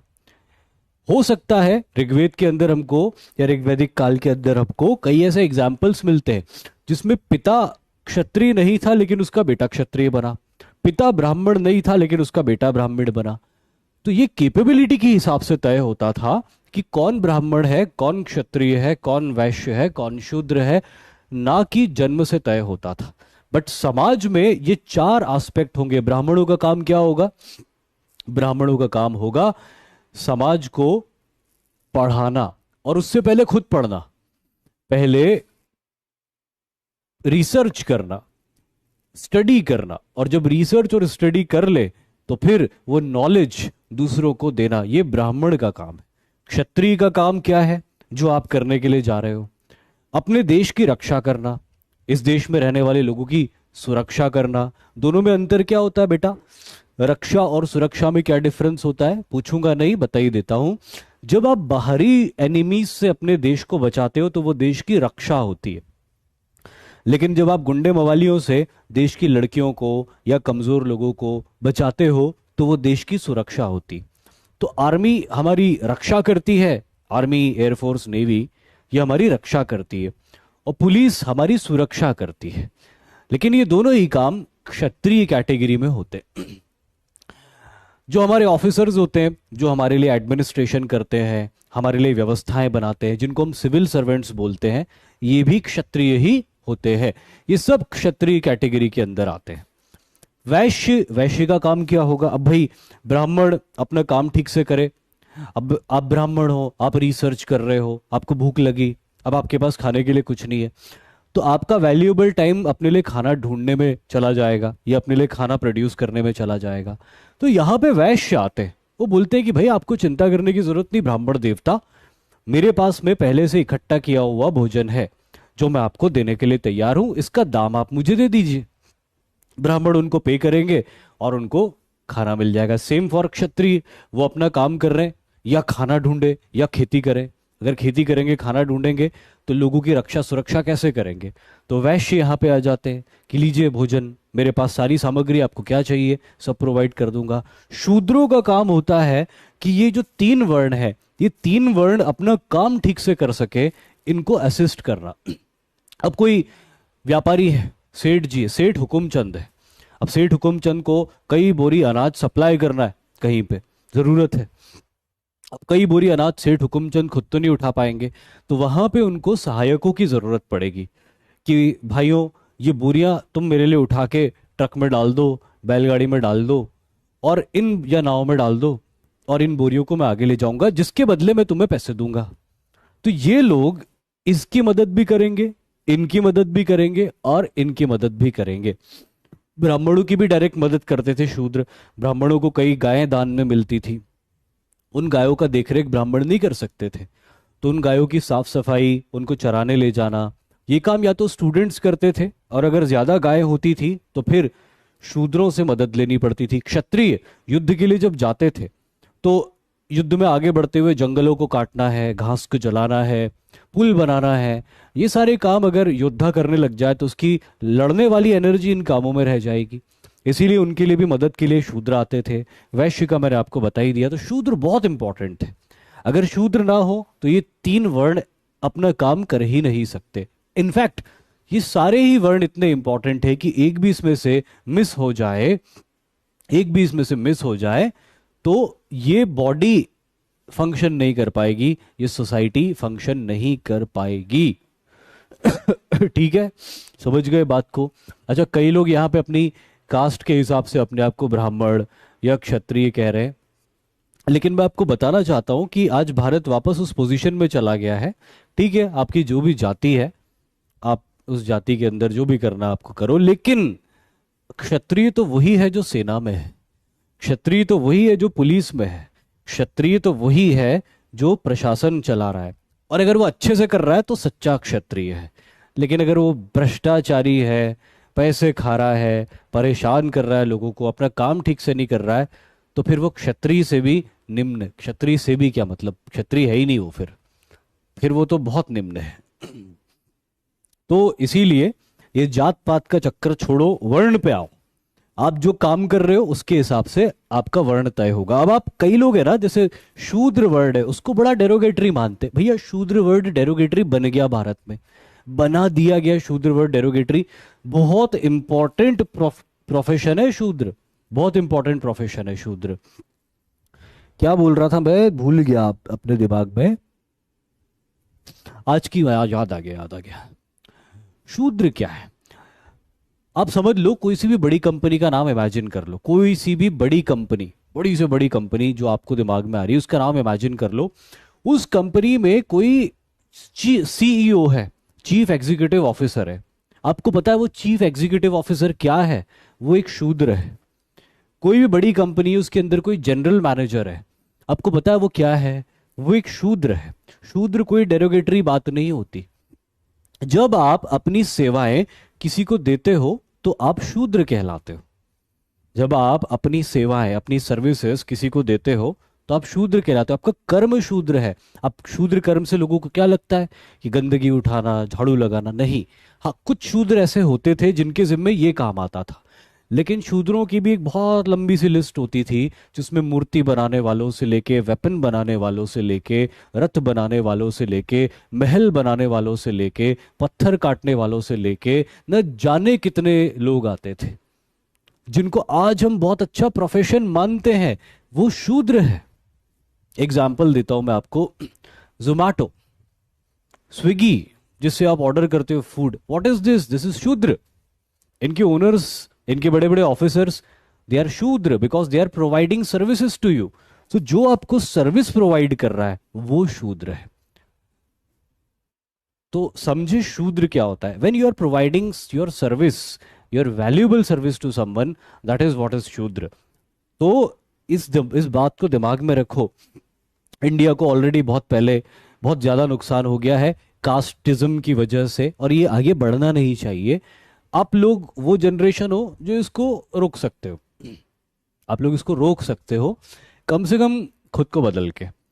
ठीक है, आप किसी जाति के हो, आपको अपनी जाति के ऊपर गर्व है, अच्छी बात है, होना भी चाहिए, अपने पूर्वजों के ऊपर गर्व होना चाहिए, लेकिन घमंड करना अच्छी बात नहीं है उस चीज के ऊपर।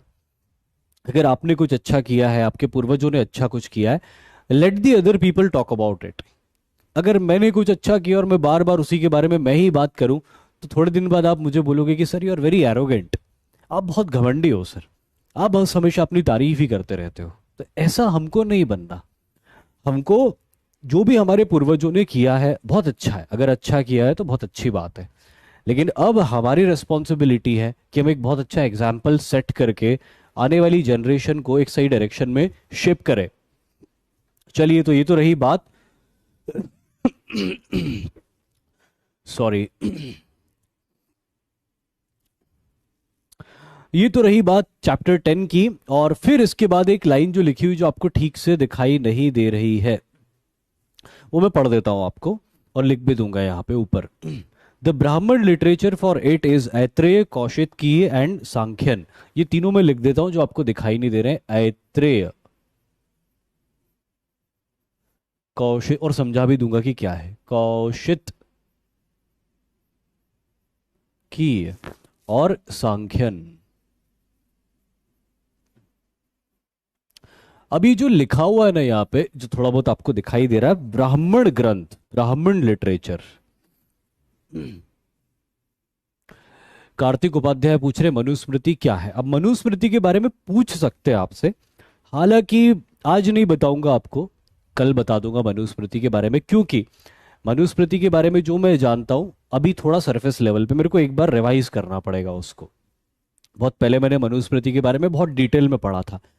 मनुस्मृति एक ऐसा ग्रंथ है जो प्राचीन वैदिक काल के अंदर ऋषि मनु द्वारा रचित था, जिसमें यह बताया गया था कि जो पूरा समाज है भारत का, उस समाज के अंदर जो ब्राह्मण है, क्षत्रिय है, वैश्य है, शूद्र है, उनकी क्या क्या ड्यूटीज है और उनके क्या क्या राइट्स है, किसको क्या काम करने पर क्या पनिशमेंट मिलेगी, इन सब के बारे में लिखा हुआ है। साथ ही औरतों के अधिकार क्या है, मर्दों के अधिकार क्या है, दोनों के लिमिटेशंस क्या है, बहुत सारी चीजें लिखी हुई मनुस्मृति के अंदर। तो वो मैं सिस्टमैटिकली आपको अगले लेक्चर में डेफिनेटली बता दूंगा। मनुस्मृति बहुत इंटरेस्टिंग चीजें लिखी हुई मनुस्मृति में। जनरली कई लोग उसको बहुत ही बुरा मानते हैं कि उसमें डिप्रेस्ड क्लासेस के लिए, शूद्रों के लिए कोई स्कोप नहीं, बट ऐसा नहीं है अगर आप उसको ठीक से समझो तो। बट फिर भी थोड़ा वो क्रिटिसाइज्ड ही है, पर चलिए ठीक है, कोई दिक्कत नहीं है। ब्राह्मण ग्रंथ क्या होते हैं मैं आपको बता देता हूं। सॉरी, ये जो ऋग्वेद लिखा गया ना, ये बहुत डिफिकल्ट लैंग्वेज में था। जब लिखा गया था उस समय जो भाषा चलती थी उस समय तो बच्चों ने समझ लिया, लेकिन जैसे जैसे जनरेशन्स आगे बढ़ती गई तो ओरिजिनल भाषा जिसमें ऋग्वेद लिखा गया या यजुर्वेद, सामवेद लिखे गए, ये आने वाली 200-300 साल बाद वाली जनरेशन को अच्छे से समझ में नहीं आते थे। सीधी सी बात है, अगर मैं टाइम मशीन से आपको 300 साल पहले ले जाऊं, अभी क्या चल रहा है 2023 में से 300 गए तो कितना बचा, एक 300, 1933 100, 1833 200 और 1733 300 साल, है ना, अप्रोक्सीमेटली इतना ही होगा। अगर मैं आपको अभी उठा के हाथ पकड़ के आपका टाइम मशीन में बिठा के सीधे अपन दोनों टाइम मशीन घूमेगी तेजी से और सीधे अपन पहुंच गए 300 साल पहले 1733 में, तो दोस्तों यकीन मानना कि जिस जगह पे आप हो उसी जगह भी आप टाइम मशीन में 300 साल पहले गए ना, तो वहां के लोगों की भाषा को नहीं समझ पाओगे। कुछ कुछ वर्ड समझ में आएंगे लेकिन पूरी तरह समझ में नहीं आएगी। तो भाषाएं लगातार बदलती रहती है। इवन आज से, हाँ सॉरी 1723, आज से 300 साल बाद वो लैंग्वेज नहीं रहेगी जो अभी हम बोल रहे हैं। इसीलिए वैदिक लिटरेचर जैसे जैसे समय पास होता गया तो उसकी जो भाषा थी वो आने वाली 200-300 साल वाली बाद वाली जनरेशन को समझ से बाहर थी, या पूरी तरह समझ में नहीं आती थी। इसीलिए कुछ ब्राह्मणों ने, कुछ विद्वानों ने एक ग्रंथ की रचना करी जिसको ब्राह्मण ग्रंथ कहते थे। और इन ब्राह्मण ग्रंथों का एक ही उद्देश्य होता था कि उस वेद को सिंप्लीफाइड लैंग्वेज में बच्चों को समझाया जाए, ताकि वो वेदों को पढ़ने के साथ साथ, याद करने के साथ साथ उनके मीनिंग को भी जान समझ सकें।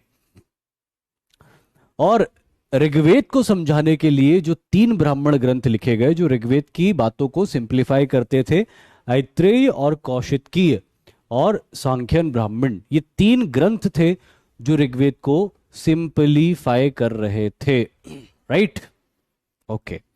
फिर हम आगे बढ़ते हैं अगले वैदिक लिटरेचर की तरफ। अगला वैदिक लिटरेचर, अच्छा एक इंपॉर्टेंट फैक्ट है यहां पे जो अब जान लेते फिर आगे बढ़ते हैं। Also called as Dasarajna Yuddha, mentioned in 7th mandala of Rigveda. Rigveda के अंदर एक बहुत इंपॉर्टेंट इंफॉर्मेशन है।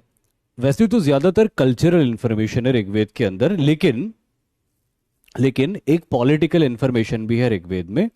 और वो पॉलिटिकल इंफॉर्मेशन जो है वो है एक युद्ध की, जिसको बोलते हैं बैटल ऑफ 10 किंग्स, जिसका जिक्र ऋग्वेद के 7वें चैप्टर में किया गया है। King Sudas of Bharat clan assisted by says Vashishtha and alliance of 10 Kings from different clans assisted by says Vishwamitra. 2 ऋषि थे, एक जिनका नाम था विश्वामित्र और एक जिनका नाम था वशिष्ठ। इन दोनों में हो गया 36 का आंकड़ा।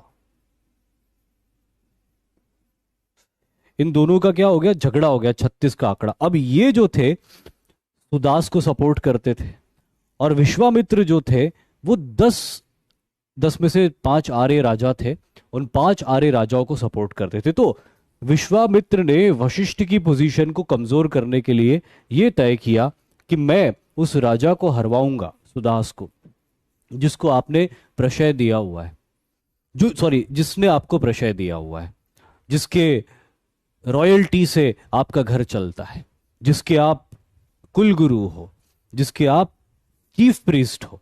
मैं उस राजा को ही हरा दूंगा तो आपका कोई अस्तित्व बचेगा ही नहीं। अब विश्वामित्र ने क्या किया, विश्वामित्र ने ऐसे राजाओं को इकट्ठा करना शुरू किया जो राजा सुदास से जलते थे और राजा सुदास की बढ़ती ताकत से परेशान भी थे। तो विश्वामित्र ने 10 राजाओं को इकट्ठा कर लिया और सामने थे राजा सुदास। अब इनके बीच में रावी नदी के किनारे एक बड़ी घमासान लड़ाई हुई।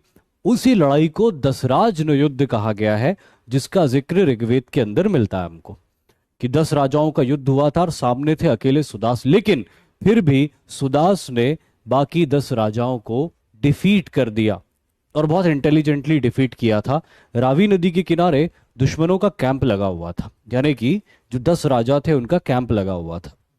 सुदास जान गए कि 10 राजाओं की सेना बहुत बड़ी हो गई, युद्ध भूमि में इनको हराना आसान नहीं होगा। हालांकि सुदास के पास भी एक बड़ी आर्मी थी, पर सुदास ने बोला कि अगर घी सीधी उंगली से निकल रहा है तो उंगली टेढ़ी क्यों करनी। सुदास ने तुरंत रावी नदी के अप स्ट्रीम जाना शुरू किया। वहां पे एक बांध बना हुआ था, डैम बना हुआ था, जिसके पीछे एक बहुत बड़ा रेजरवॉयर था। सुदास ने अपनी आर्मी वालों को कहा कि आप किनारे से कुछ किलोमीटर पीछे हट जाइए, ऊंचे स्थानों पे हम इस डैम को तोड़ देंगे।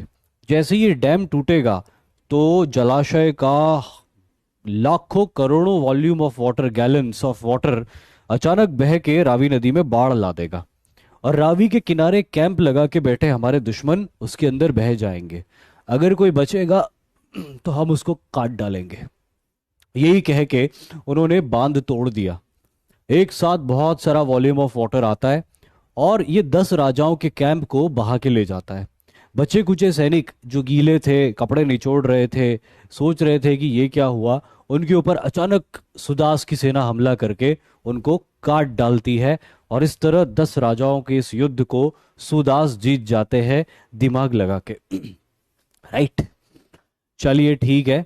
और अब एक काम करते हैं, इसके बाद जो है ना कल करेंगे। अभी थोड़ा रेस्ट कर लेता हूँ, आज के लिए इतना ही करेंगे, कल इस लेक्चर को कंटिन्यू करेंगे। Thank you very much. जय हिंद। ऋग्वेद के रिसाइटर को होत्री कहा जाता है। लिख देता हूं मैं यहाँ पे, जाते जाते आपने अच्छी बात पूछी, एग्जाम में भी पूछी जा सकती है ये बात। लिख देता हूं यहाँ पे, it's a reciter is Putri.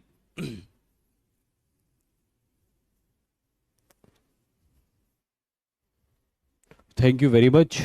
Jai Hind.